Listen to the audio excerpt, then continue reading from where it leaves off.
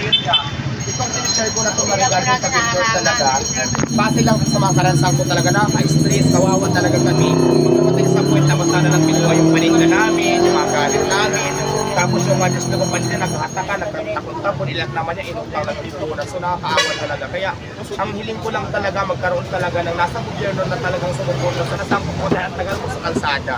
Ang tagal ko sa kalsada talaga.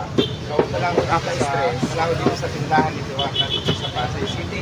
Kami ho ng vendors party list ay hanggang maglalay sa kanyang pangangailangan.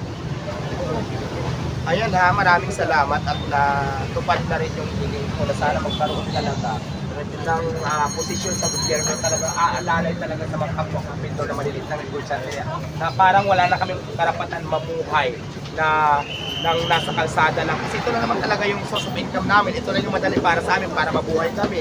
Kasi pag nanghingi ako, sasabihin sa'yo, ang laki-laki ng katawan mo, hindi ka magtrabaho, magnegosyo ka, ayaw nila. Parang, ay, ano bang gusto nyong gawin ko sa buhay ko? Di ba? Ito yun eh. Sana talaga, mayroon talaga umalalay sa amin. Kaya siguro, good choice itong vendor na ito na sumusuporta talaga sa amin, mga vendor, itong advokasya ng nasa gobyerno. So, kailangan talaga natin suportahan, guys. So, yun lang ang masasabi ko. Maraming salamat sa iyo, sir. Oo.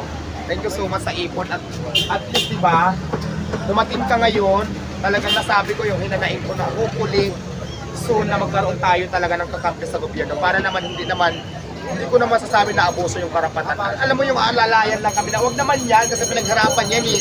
Siguro, kausapin natin, bigyan natin ng tamang lugar, tulungan natin sila, hindi yung basta na lang kukunin, basta na lang hatakin, galit pa sa amin. Diba? Wala naman kami ginagawa ng masama.